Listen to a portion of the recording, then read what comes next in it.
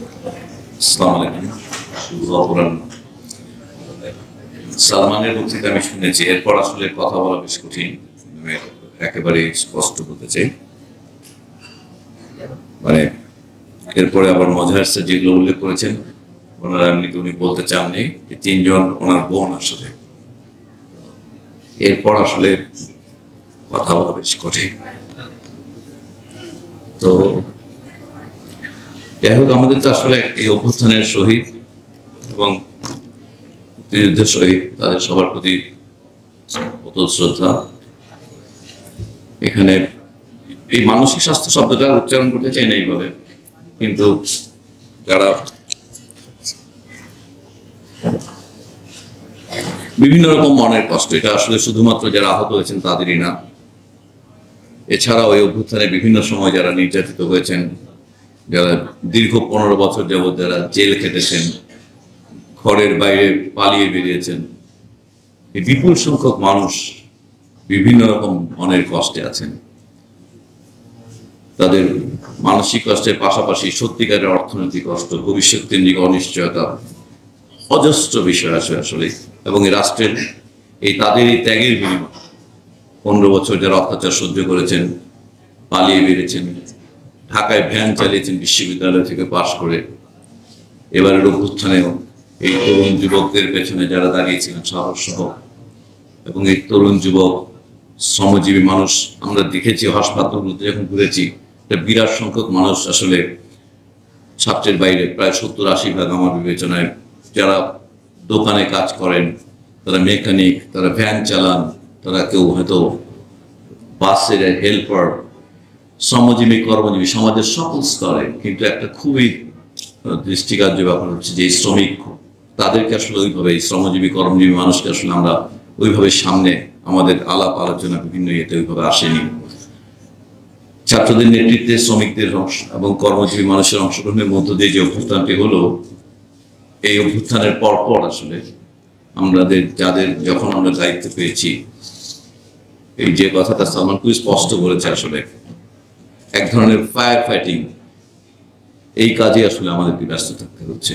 আগুন নেভানো, পরিষ্কার পরিচ্ছন্ন করা, লাইন থেকে পড়ে যাওয়া ট্রেনকে লাইনে তুলে আনা, এটাকে ফুয়েল দেওয়া শুরু করানো, এই ধরনের কাজ করতে গিয়ে আমরা আসলেই দুর্ভাগ্যজনক হলো সত্য, আমার স্বীকার করতে দ্বিধা নেই যে এই অভ্যুত্থানের যারা প্রাণ হারিয়েছে তার মাত্র অর্ধেক মানুষকে এখন পর্যন্ত আমাদের প্রাথমিক সাহায্যটুকু আমরা পৌঁছে দিতে পেরেছি। বাকি অর্ধেকে এখন পর্যন্ত আমরা তালিকাবদ্ধ করে সেই সাধারণ যে একটা আমাদের রাষ্ট্রীয় নৈতিক দায়িত্ব, সেটাও আমরা আসলে পালন করে উঠতে পারিনি। একই অবস্থা আহতদের ক্ষেত্রেও এখন পর্যন্ত সংখ্যাটি তো অনিশ্চিত বটেই, এমনকি তাদের 1000 জনের মতো আমরা আহতদের কাছে আসলে পাশে যেয়ে দাঁড়াতে পেরেছি। এগুলো আসলে আমাদের দেশে যেটা আমরা ইনহেরিট করেছি দীর্ঘদিন, যে আমাদের যে একটা পদ্ধতিগত আমলাতান্ত্রিকতা, আমাদের যে কালচার, এটা আসলে বদলে যাওয়া কঠিন। এবং সেই কারণে আমি কোনো ব্যাখ্যা কোনো রকম ঘাট থেকে দায় রাখছি না, কিন্তু এটা বাস্তব হচ্ছে। আমরা একটা তালিকা নিশ্চিত করতে এখন পর্যন্ত 9,500 10,000 মতো আহত ব্যক্তিকে তালিকাভুক্ত করা নিশ্চিত করা গেছে। এখানে একটা আশঙ্কা যে যদি বাই চান্স তালিকাতে এমন কেউ অন্তর্ভুক্ত হয়ে যায়, কারণ এটা আমরা জানি যে শেষ দিকটাতে সেটা 2 পক্ষে আহত হয়েছিল, এই একটি ভয় থেকে, এবং 2 পক্ষেই নিহত আছে। তো এই একটি ভয় থেকে যে যদি বাই চান্স 1 জন 2 জন বা 10 জন অন্য পক্ষের কেউ এই তালিকায় অন্তর্ভুক্ত হয়, ওনার চিকিৎসা পেতে দ্বিধা নেই, কিন্তু উনি যেই পক্ষেরই হন, কিন্তু ওনাকে এই অভ্যুত্থানে আহত হিসেবে তালিকাভুক্ত করে অনুদান দেওয়ার ক্ষেত্রে একটা দ্বিধা আছে। অতএব উনি যে পক্ষে আহত হন, নিহত হন, উনি সম্পূর্ণ সবটুকু শ্রদ্ধা পাওয়ার যোগ্য। ওনার সাধারণ যেটুকু প্রাপ্য উনি পাবেন, আহত হলে উনি সম্পূর্ণ চিকিৎসা পাবেন। কিন্তু তালিকাবদ্ধ করতে হয় ওই বিশেষ সুবিধাগুলো, যেগুলো আমাদের রাষ্ট্রের কমিটমেন্ট, সেগুলোর ক্ষেত্রে এই সতর্কতাটা অবলম্বন করতে হচ্ছে যেন তালিকাটা প্রশ্নবিদ্ধ না হয়। আর সেটা করতে যে দেরি হচ্ছে, এই একটু দেরি অনেকের জন্য খুবই খুবই কষ্টকর। আমি একাধিক বেশ কয়েকজনকে সঙ্গে দেখা হয়েছে যাদের পরিবার চালানো কঠিন, ওনারাই ছিলেন পরিবারের একমাত্র উপার্জনক্ষম সদস্য। 4 মাস হাসপাতালে বসে হয়তো উনি খাচ্ছেন, কিন্তু ওনার পরিবার আসলে চলছে না। তো এগুলোকে আসলে শুধুমাত্র আর্থিক সাহায্য, শুধুমাত্র যেটা বলছেন যে শারীরিক যে ক্ষতি হয়েছে, পঙ্গুত্ব, অন্ধত্ব, এগুলো না, আসলে একটা সমস্ত ভবিষ্যৎ কেন্দ্রিক তাদের মধ্যে উদ্বেগ, অশান্তি, অনিশ্চয়তা, এটা যতক্ষণ নাকি আমরা সম্পূর্ণ না পারি, অন্ততপক্ষে একটা নিশ্চয়তা দিতে না পারছি, যতক্ষণ তাদেরকে যারা পড়াশোনা করছিলেন, এর মধ্যে আমরা ইতিমধ্যে 2-3 জনের বিশ্ববিদ্যালয়ের পরীক্ষা ছিল, ওনাদের চোখে ইনজুরি, ওনার তো শুধু পড়ারও সুযোগ পান নাই উনি, সো ওনাকে পড়ে শোনাতে হচ্ছে। আমাদের ওই ব্যবস্থাটা আসলে না করলে উনি তো আসলে পরীক্ষার হলে যেতে পারতেছেন না। সো অনুমতি নেওয়া না, শুধুমাত্র ওনার পরীক্ষা দেওয়া না, এমনকি ওনাকে পড়ে শোনানোর জন্য টিউটরের ব্যবস্থা না করলেও তো আসলে এই দায়িত্বটা সম্পূর্ণ হয় না। এইভাবে আসলে প্রত্যেকের জন্য আলাদা, যিনি ছোট ব্যবসা করতেন ওনাকে তো আসলে ব্যবসার পুঁজি দিতে হবে, আর যিনি পা হারিয়েছেন ওনাকে যেভাবে সাহায্য করতে হবে, যে চোখ হারিয়েছেন ওইভাবে না আর কি। এই জায়গাগুলোতে আমরা সামগ্রিকভাবে রাষ্ট্রের সর্বোচ্চ কমিটমেন্টের পরেও আমরা পেরে উঠিনি। আমি খুবই ভালো লাগছে আজকে আঁচল ফাউন্ডেশন, এটা একটা আনঅ্যাড্রেসড এরিয়া। আমরা গত প্রায় 15-20 দিন যাবৎ, আপনারা খেয়াল করবেন, আমরা বলছি বারবার যে আমরা এই অংশটুকু আসলে প্রথম থেকে যদি করা হতো তাহলে হয়তোবা কিছুটা কষ্ট, কিছুটা অশান্তি হয়তোবা অ্যাড্রেস করা যেত। কিন্তু গত 20 দিন যাবৎ আমরা বারবার আপনার প্রথম বলা শুরু করেছি আমরা যে এই মানসিক স্বাস্থ্যের অংশটুকু, তাদের মনের কষ্ট দূর করতে হবে এবং সেটার জন্য পেশাগত সাহায্য দিতে হবে। আসলে আঁচল ফাউন্ডেশনকে ধন্যবাদ।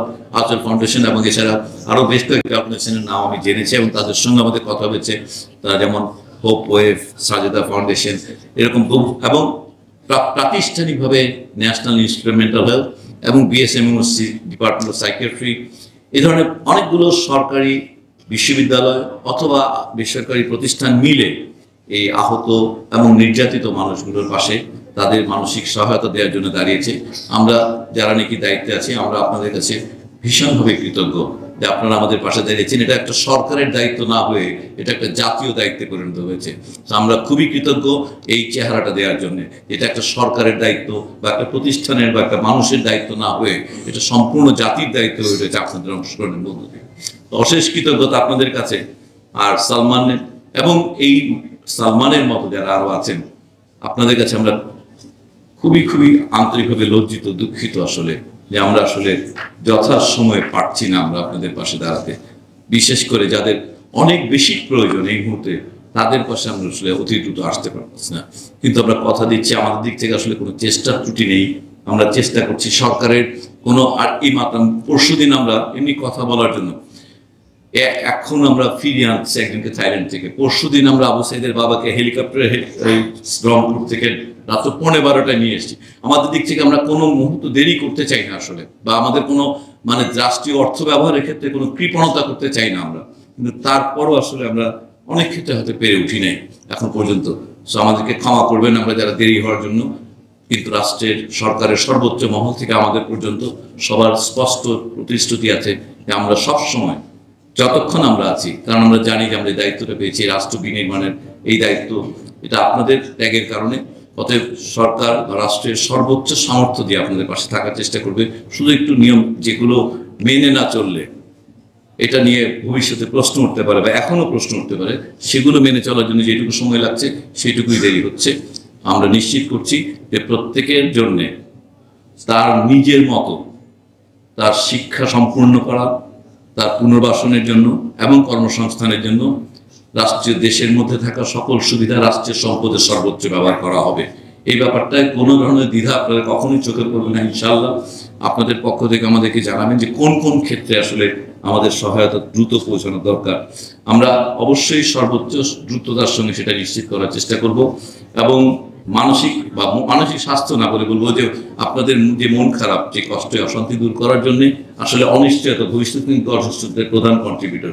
সো আমরা চেষ্টা করবো অতি দ্রুত এই ব্যাপারে একটা শারীরিক পুনর্বাসন, যাদের মানে যেটা সালমানে হয়েছে বা এরকম আরো অনেক মানুষের যে পঙ্গুত্ব, এটা আসলে একটা ভয়াবহ কঠিন অবস্থা।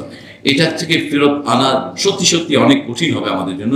কিন্তু আমরা চেষ্টা করব, এটাকে কেন্দ্র করে আগামী একটু দেরি হয়ে যাবে, কিন্তু আসলে যে অত্যাধুনিক ফিজিওথেরাপি ফ্যাসিলিটিগুলো দেশে নাই, সেটা আসলে তৈরি করতে হবে।